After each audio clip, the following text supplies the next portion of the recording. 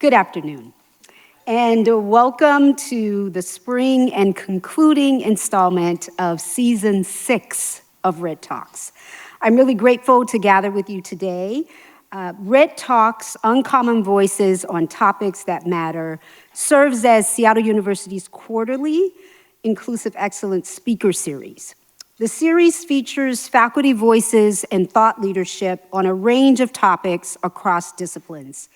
Each installment amplifies the insights of faculty colleagues whose scholarship and lived experience illuminate complex questions and offers us a platform for dialogue and growth. As Red Talks concludes its 6th season, I am honored to continue hosting this series and extend my sincere gratitude to Provost Shane Martin for continuing to be a dedicated partner on this initiative. I want to thank Interim President Stephen Sunborg for his presence and support, as well as immediate past President Eduardo Peñalver for his consistent support of inclusive excellence during his tenure, including the Red Talk series.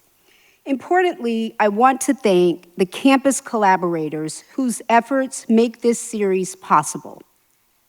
Our partners in university events, Laura Note and Heather West of the Provost Office, Joseph Dyer, who you've met, Executive Coordinator in the Office of Diversity and Inclusion, as well as a range of other partners across campus. I want to offer a warm welcome and a thank you to our VIPs, our past Red Talk speakers. Several of you are here in the room today.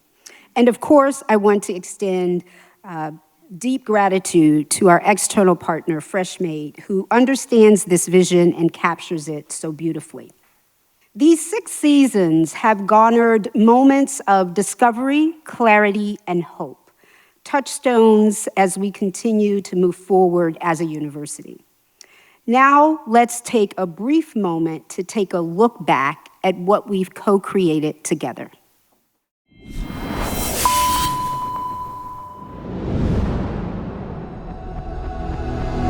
We must create a pathway so that people can reach the highest echelons of their profession. Safety is not just a function of personality, but positionality. My young self didn't think I belonged on stage most of the time. I would always advocate that no matter what you do and who you are, that you seek your narrative and that you make sure that you advocate for that. You are who you are because of your experiences. Love is about being transformative. So that means it's a struggle and it's work and it's really, really difficult. Building that culture takes each and every single person.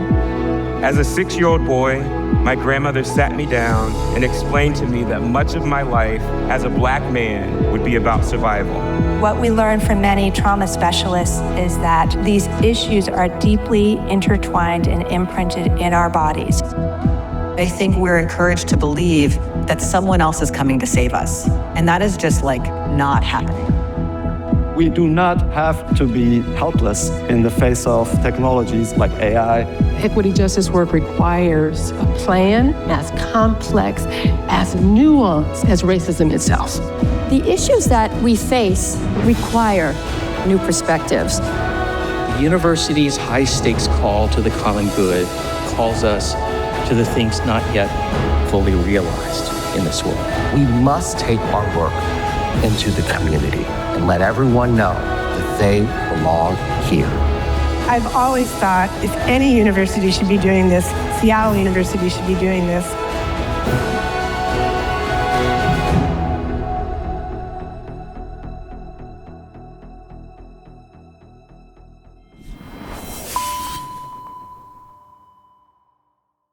So we reached the final installment of Season 6 at a defining time for our communities, the nation, and across the globe. As we continue to navigate uncertainty, polarization, and ongoing challenges to equity and human rights, consider our context as a university anchored in Jesuit mission and values, a beacon in educating for a more inclusive and just future for all. This season's theme, curiosity and connection across difference, invites us to focus attention on the role of curiosity in building bridges, cultivating respect for diverse perspectives, and educating future leaders of impact. My goal for the Red Talk series always has been to cultivate a space for meaningful exchange of ideas, one that both brings us together and stretches our thinking, strengthening our capacity to approach complexity with nuance, with grace, and devotion to the common good. Grounded in our Jesuit Catholic mission to educate the whole person, nurture professional formation, and empower leaders for a just and humane world, this series invites us to encounter ideas that challenge and inspire us. So I ask that you share in today's experience with listening ears and open hearts. And now it is my pleasure to invite to the stage Provost Shane Martin. Please join me in welcoming him.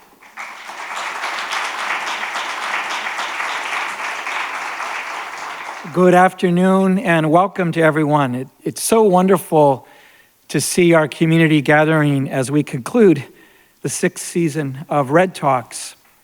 And I'd like to offer a special welcome to Seattle University's 22nd President, Eduardo Peñalver. Thank you for being here.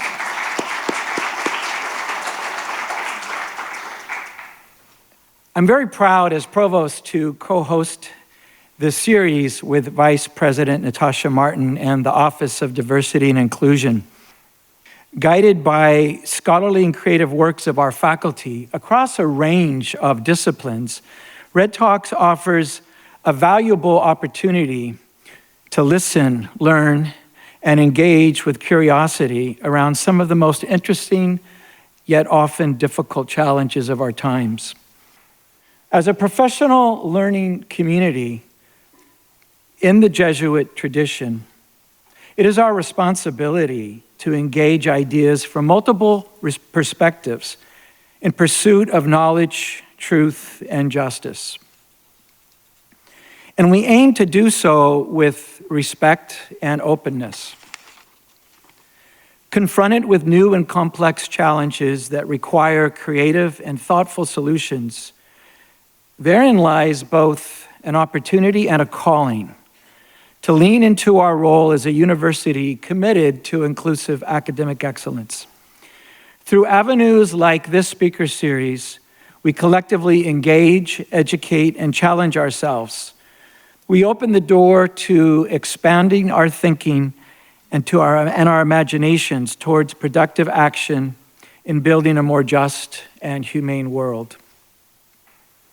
I continue to cherish the opportunities that Red Talk series provides us in the pursuit of inclusive academic excellence and the ways that it amplifies the expertise of our outstanding faculty members.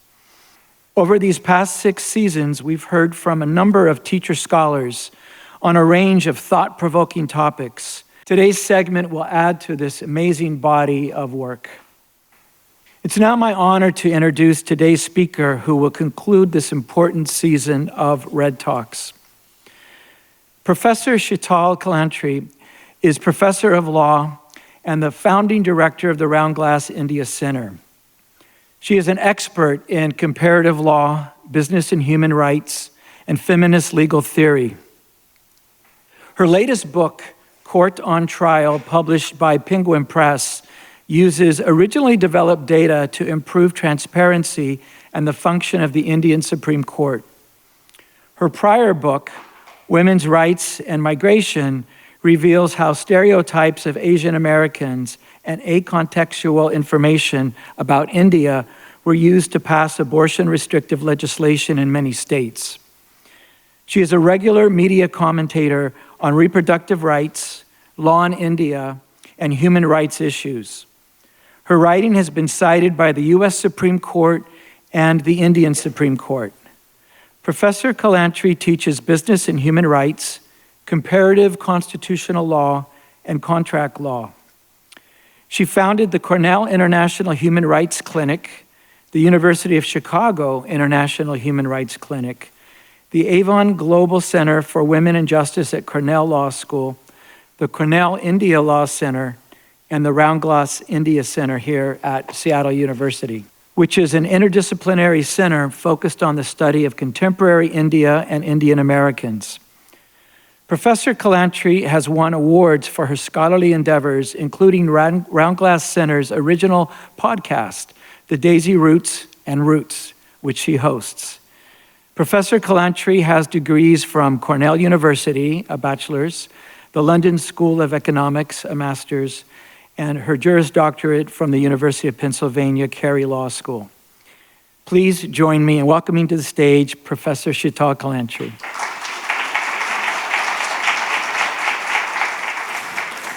Thank you so much for the generous introduction, Provost Shane Martin, and your vision in supporting this wonderful endeavor that created by Vice President Natasha Martin, who is an incredible, incredible leader, and we're so grateful to have you here, and I'm delighted to be able to give this talk. Thank you to all of the audience members, students, staff, wonderful faculty colleagues who are here to listen and to support me. So thank you so much. When I was growing up, I was called a model minority. It was meant to be a compliment. Asian Americans, hardworking, smart, grateful. I'm not gonna lie, it probably benefited me. Teachers probably thought I was smart. They thought I was good at math, which for the record, I'm not. That's why I'm a lawyer. But really, it was never about who we are, but it's about what society wanted us to be. Quiet, thankful, non-threatening. And it suggested something even darker about immigrants who weren't given that label. They were not successful, they were not hardworking, they didn't belong. Fast forward to today, the stereotype has changed. From model minority, Indian Americans are now cast as job thieves, and there's prevalent discrimination against us. So today, what I will talk about is how did we get from being a model minority to a job thief? To start, let me give you just one example of what I'm talking about today. When our dear Seahawks won the Super Bowl, longtime CEO of Microsoft, Satya Nadella, posted on X, "Congrats to our hometown Super Bowl champs, Seahawks. So thrilled for our city and the 12s." Instantly, users on social media posted anti-Indian vitriol. And this might be hard to listen to and to read, but I think it's important for us to see it. These are just a smattering of comments. "Bleep off to India, you creep. Your hometown is Hyderabad. You are living off US resources while maintaining Indian roots, culture, and family ties. Your home country is bleep hole India." This moment feels new, unprecedented, but it's not. Let me take you back 118 years ago in our own state, Washington, in Bellingham, where the first wave of immigration from colonial India occurred, and also the backlash. A group of about 200 men from colonial India made their way from Vancouver to Bellingham to look for work. They found jobs in lumber mills. In 1906, a group of local residents threatened them and told them that if they didn't leave, they will be kicked out of Bellingham. So they were given a deadline of Labor Day, September 2, 1907. Labor Day came and went. These men didn't leave. They kept working. They worked harder than the local people. They worked for less money, for longer hours. Sure enough, after Labor Day, 1907, they were taken from their homes, beaten on the streets, and driven out of town. These immigrants were the first wave of Indian immigration to the US. They were part of a group of about 7,000 people who arrived in trans-Pacific ships like this to 3 ports, Vancouver, San Francisco, and Seattle. They often worked for the British military, so they were used to traveling these vessels. About 90% were from the Sikh religion, and 10% were Hindus and Muslims. They settled largely in California.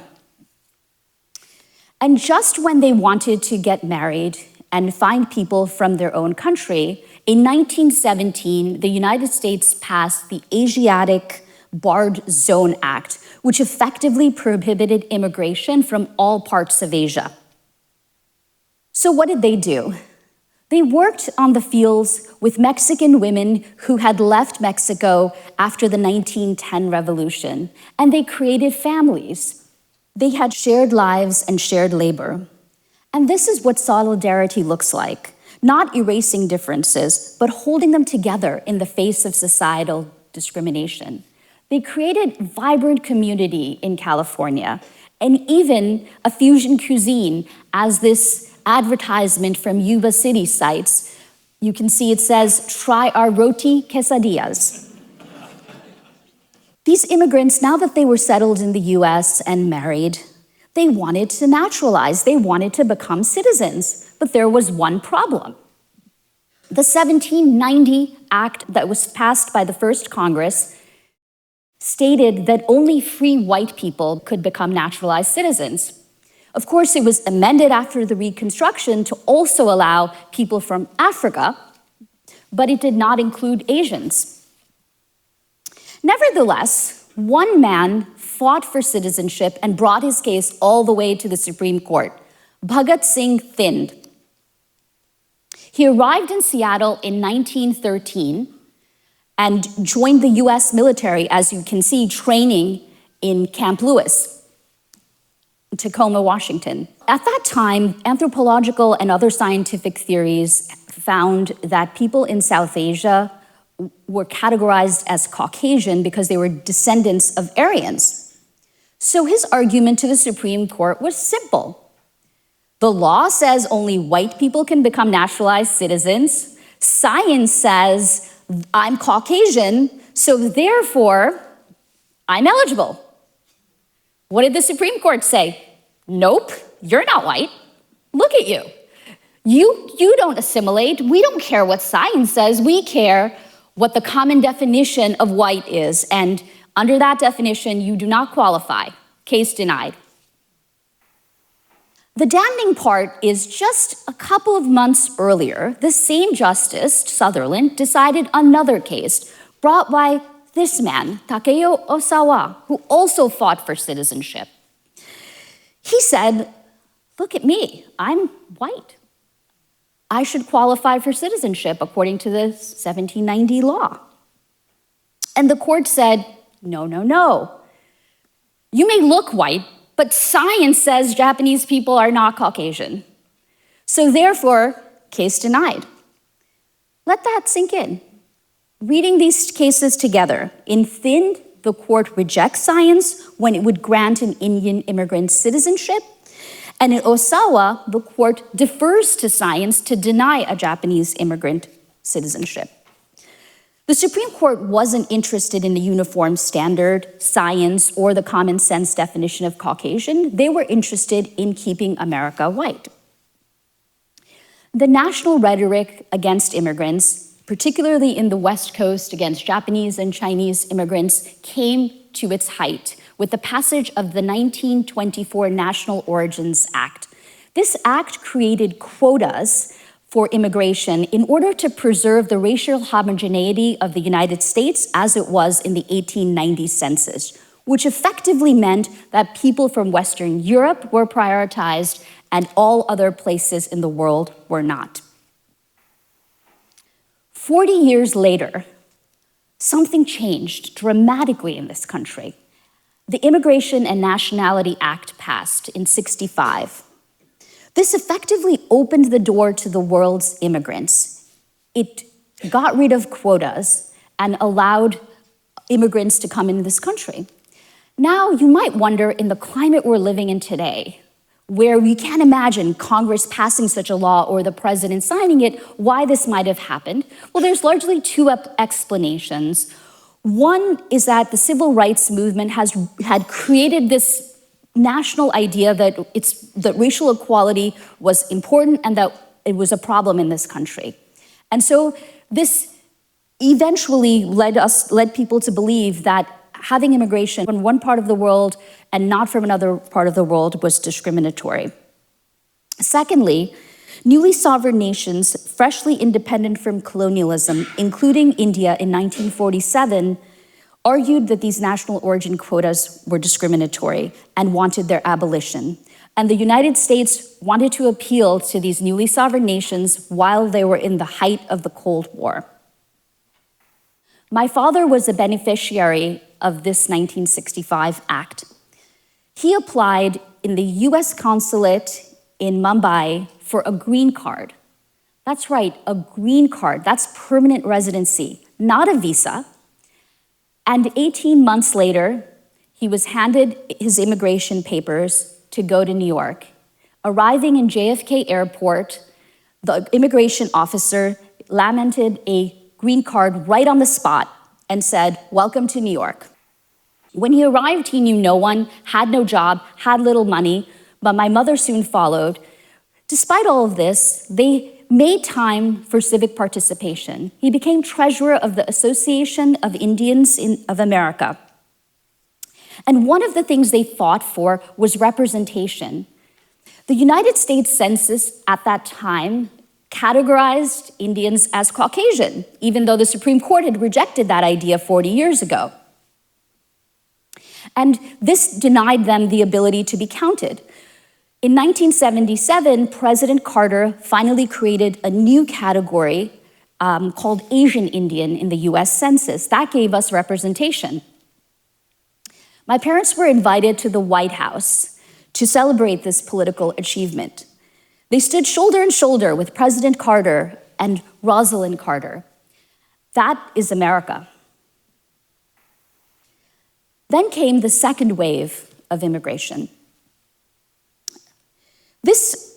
The initial wave of Indian immigrants that came as a result of the 1965 Act were concentrated in a few states, largely New York and New Jersey, where the population more than doubled between 1980 and 1990.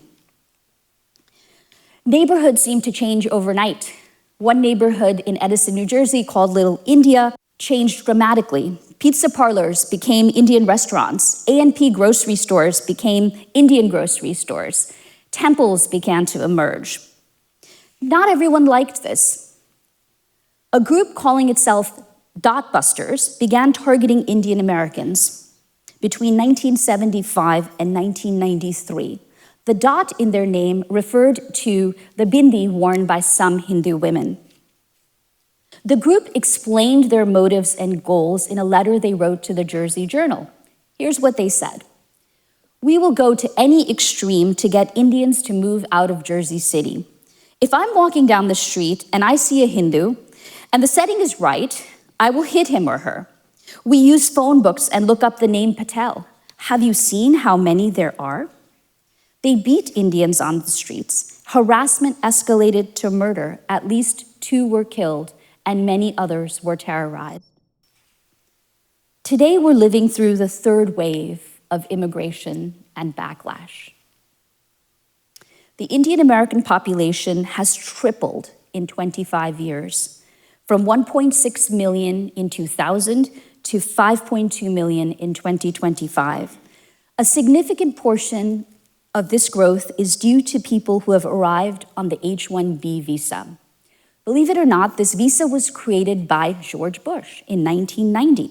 It's designed for high-skilled professionals.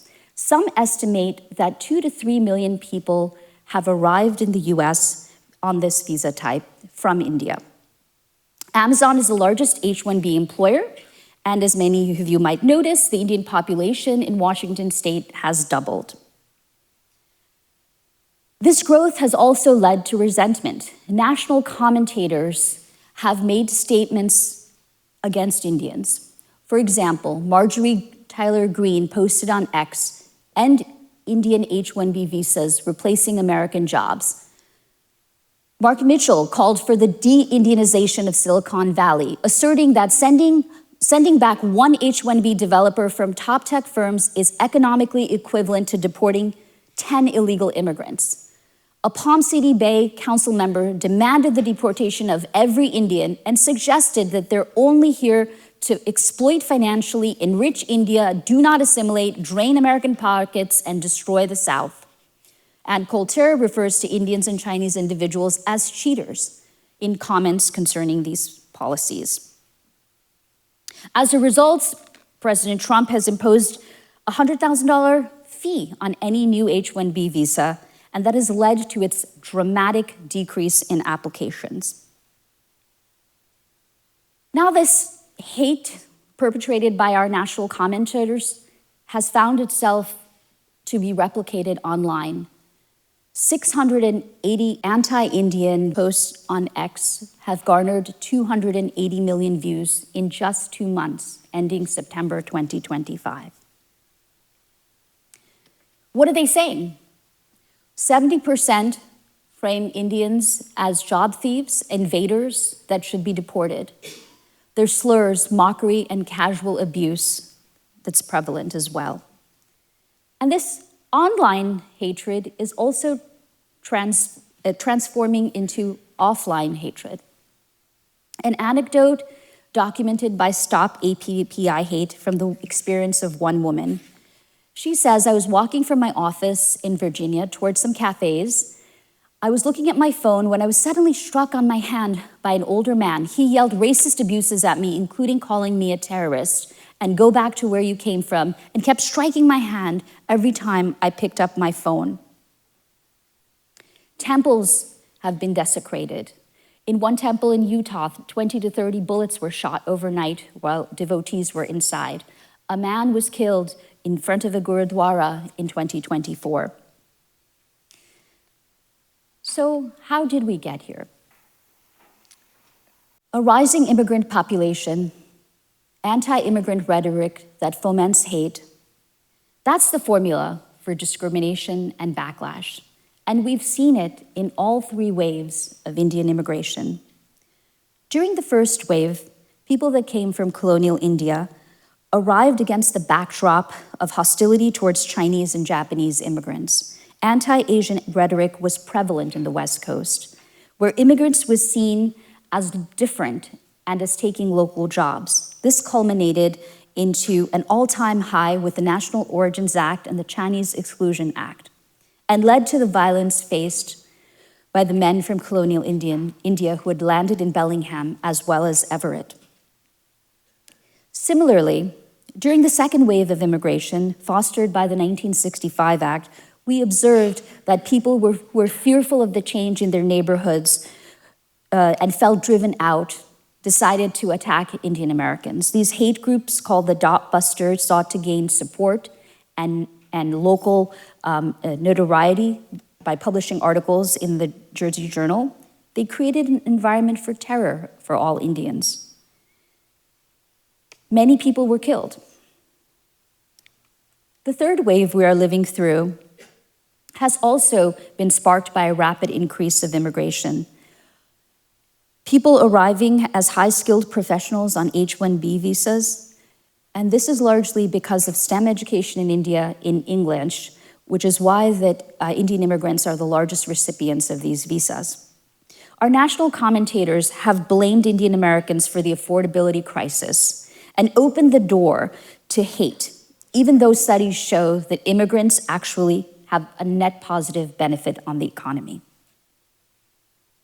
This is where the work of the Roundglass India Center comes in. The center was created thanks to the vision and a very generous donation by Sunny Singh.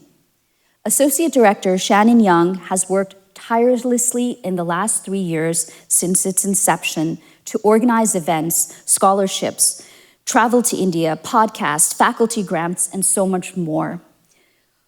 We are joined by Assistant Director Ashni Jagtiani, who is an expert in India relations and has already made an incredible contribution to the center's work. The center has 3 relevant goals that I think are relevant for this moment and how we'll help get through it. First, the center builds people-to-people connections. An example is this event that we had called India Culture Week, where people learned about India culture, art, and music. When immigrants are abstract, calling them invaders, job thieves, and criminals is easy. When you learn about them personally, their culture, visit their countries, the abstraction collapses. And when the abstraction collapses, scapegoating and hatred have less room to land. Secondly, the center works to build solidarity between immigrant communities. The men from British India who married Mexican-American women exemplified this solidarity. They didn't survive by arguing that they were different from each other. They thrived by recognizing their shared condition. The Supreme Court opinions in Thind and Osawa make clear that no one can counter discrimination by arguing that they are different from each other.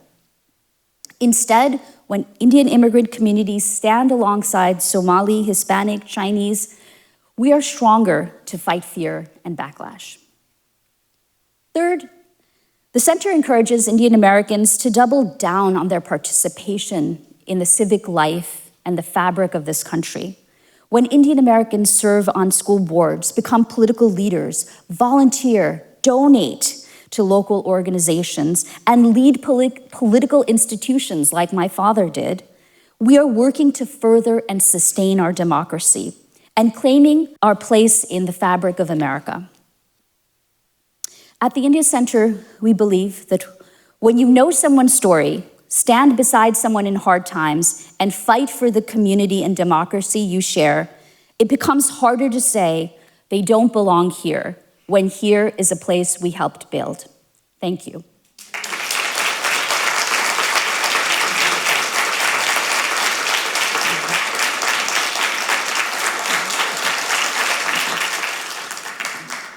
First, I wanted to ask, we have one submitter saying, as I listened to the history, including some of the examples you laid out in your talk, it reminded me and harkens back to the experiences of Black and brown people during the Jim Crow era, for example, such as the incidents you described in Bellingham, Washington, New Jersey, etc.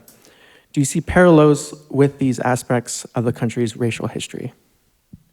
Yes, of course. Thank you for the question. You know, there are parallels here with Chinese Americans, Japanese Americans, and in African Americans as well. There's no doubt. You know, I think everyone has a different story. African Americans have a different story from being, you know, enslaved people to a historical part of this country to immigrants. So I think the parallels are certainly there, and we can learn together. And of course, when we're stronger, as I said, when we recognize our similarities and differences and support each other. And you know, I was personally moved by the coalitions between Mexican and Indian American communities. You mentioned that the Roundglass Center really pushes to support efforts like that. What do you think we can do in this audience to really lean into these efforts in kind of a modern day context? Right. I think first recognizing this as a problem.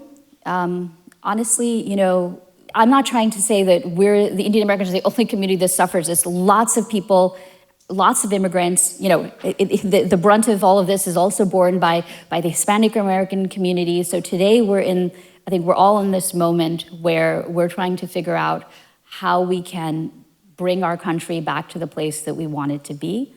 And I think working together and seeing our solidarity is more important than seeing our differences and trying to be exceptional. But one thing many people, again, may not realize, I mean, the Indian American community is in fact feeling all of this. People who are not in it may not be aware of it.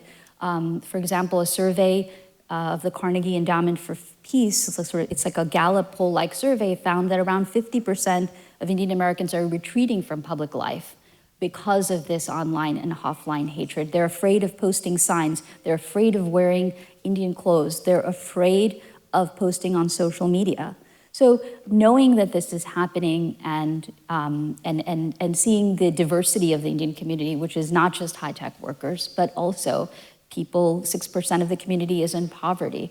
Many of the people are bus drivers, blue-collar workers. So I think seeing the diversity of the Indian community and seeing the challenges that they face is one start that I wanted to make. Yeah, I think that's very well put. Next question coming in.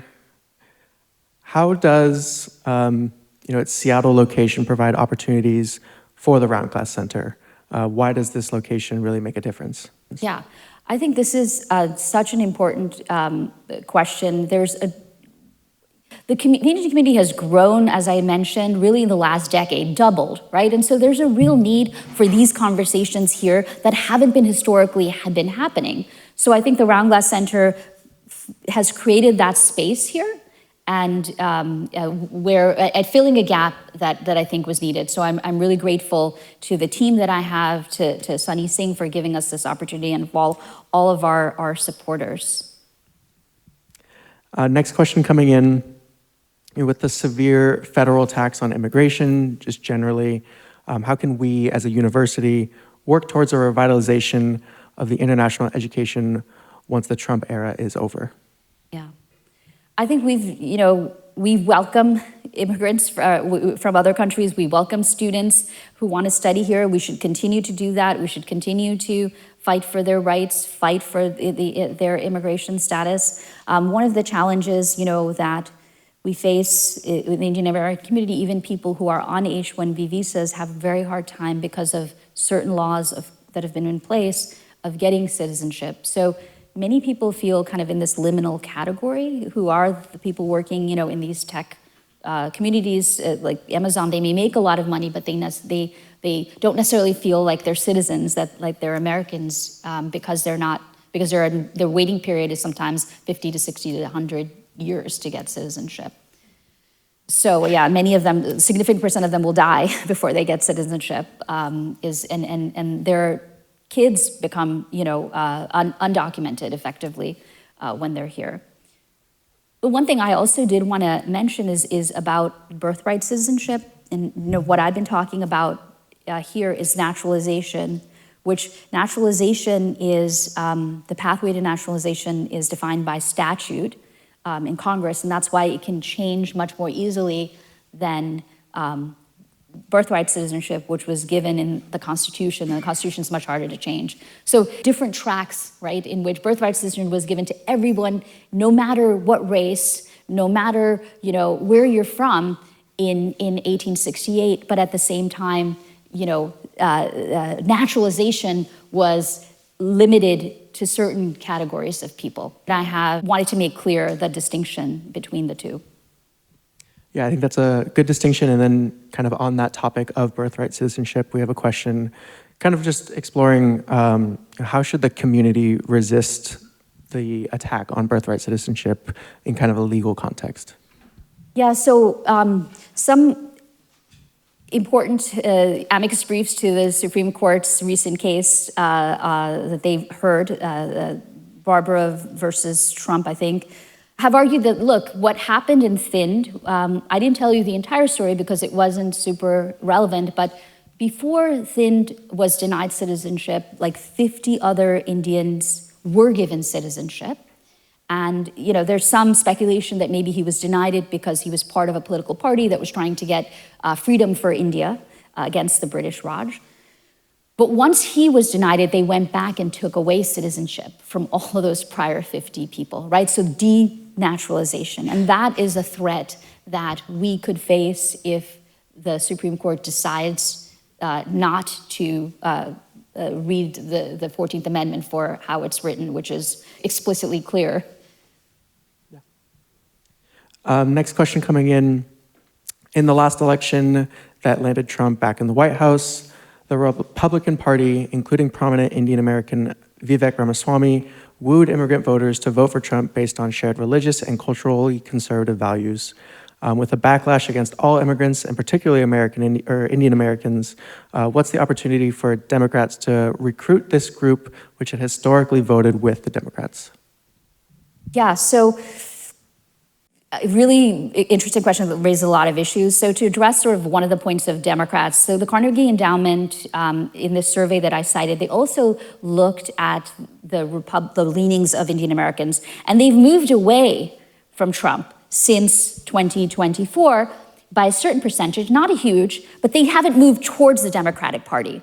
So there is a narrative that the Democratic Party needs to be thinking about that they haven't yet figured out. And quite frankly, I don't know how great they are on Asian Americans generally, or really distinguishing different communities. So there is work to be done, and I hope they figure it out.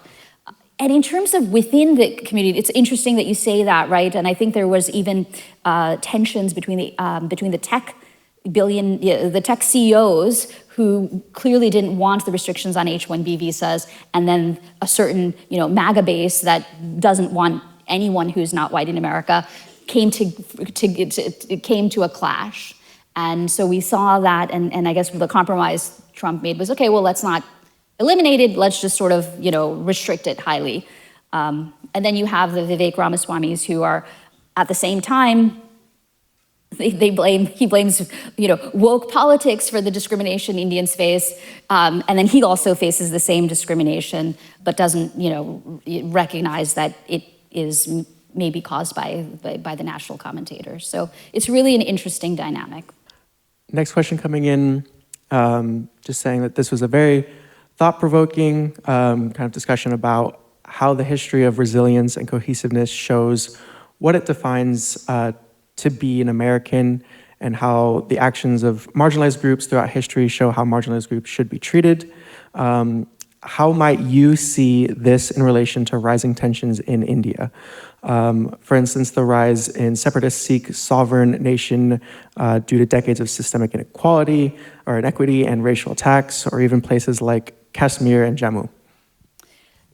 So I study India and the US because I strongly believe there's a lot we can learn from each other. We're both pluralist countries, both democracies, both countries that have, a very diverse population and struggle with many of the similar problems, right? So, some interesting parallels. Well, even though the birthright, we have birthright citizenship actually even broader than what India has. So India has adopted this idea that you need to have one citizen or one legal immigrant parent in order to have Indian citizenship. That's just an interesting duality. But yeah, I think you can't, at the one hand, accept the discrimination that occurs in India against minority communities, and on the other hand say, we shouldn't be discriminated here in the US. So that parallel, I think, has to suggest that we ought to fight discrimination against communities everywhere, regardless of where it occurs. Thank you. Next question is, kind of exploring the possibility of making world geography kind of a requirement in schools, so people know East Asia and South Asia are distinct. Can you speak more as to why that type of effort might be important in our education system? The dynamics of immigration have changed in the last several decades, with sort of people from India growing so much more significantly than other countries, and so we're just resetting and reevaluating and figuring out, who we are as a country and how we need to learn about who we are. And I think this step, the center, and what we're doing is, I think, one step in that direction. What is your vision for the future of the Roundglass India Center?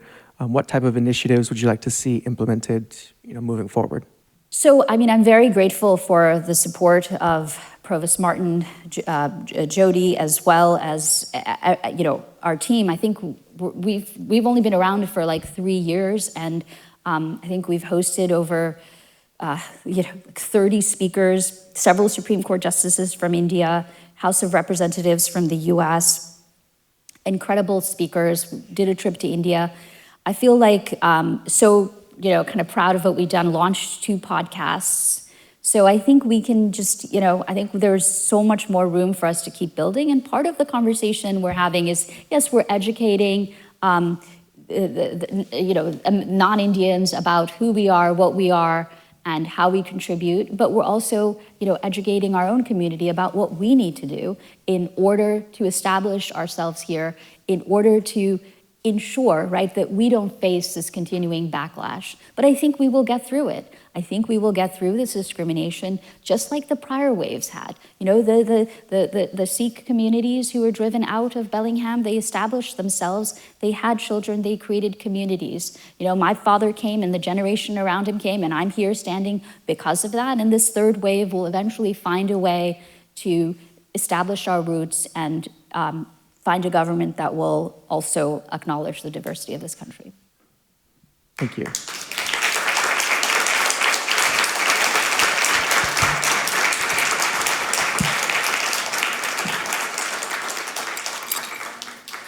Thank you so much for such a really illuminating, educational, and inspiring Red Talk that really sort of addresses a pretty complex topic, but you did so with such skill and such grace, and offering us an opportunity to continue the conversation and think about what solidarity and belonging really means. So thank you very much.